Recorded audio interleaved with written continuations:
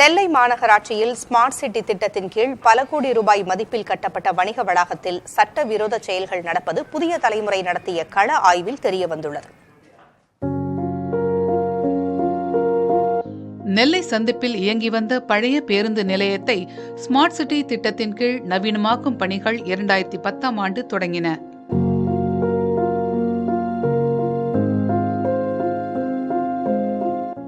நீதிமன்ற வழக்குகள், கொரோனா காலகட்டம் உள்ளிட்ட சிக்கல்களை கடந்து 85 கோடியே 56 லட்சம் ரூபாய் செலவில் நடைபெற்ற பணிகள் முழுமையாக முடிவடைந்து கடந்த ஆண்டு திறப்பு விழா நடைபெற்றது.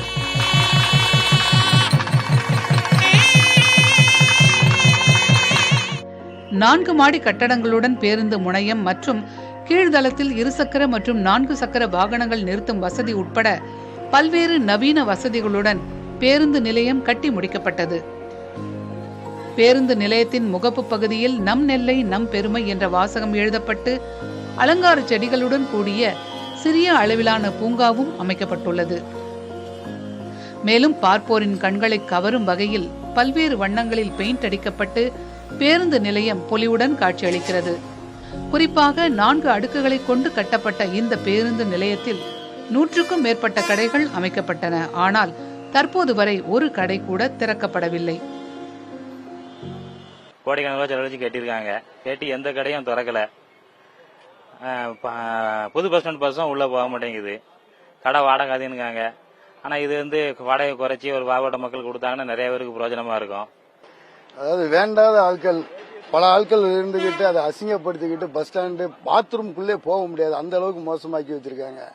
அந்த கடைகளை முறையா திறந்து அந்த கடைகளை நடத்தினா தான் பஸ் ஸ்டாண்டா இருக்கும். பஸ்ஸுகளும் உள்ள போவோம்னு சொல்லிட்டு இருக்காங்க. தயவு செய்து அது கொஞ்சம் நல்லபடியா பண்ணி கொடுத்தா நல்லா இருக்கும்.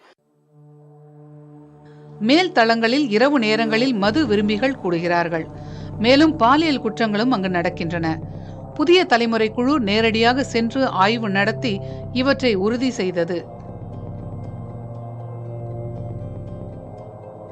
பாளையங்கோட்டை மகாத்மா காந்தி மார்க்கெட்டை கடந்த சில தினங்களுக்கு முன்பு முதலமைச்சர் திறந்து வைத்த நிலையில் அதுவும் முழுமையாக பயன்பாட்டுக்கு வரவில்லை.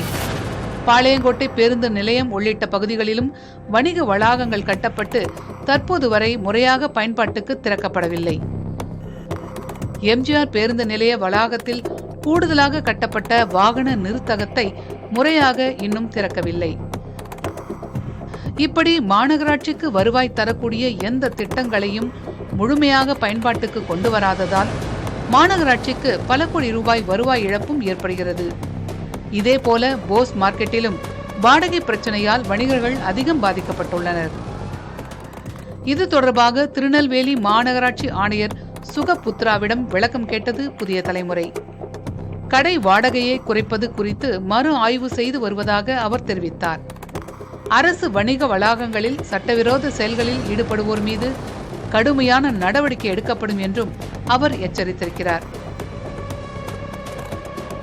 புதிய தலைமுறைக்காக நெல்லையிலிருந்து ஒளிப்பதிவாளர் நாராயணமூர்த்தியுடன் செய்தியாளர் மருதுபாண்டி.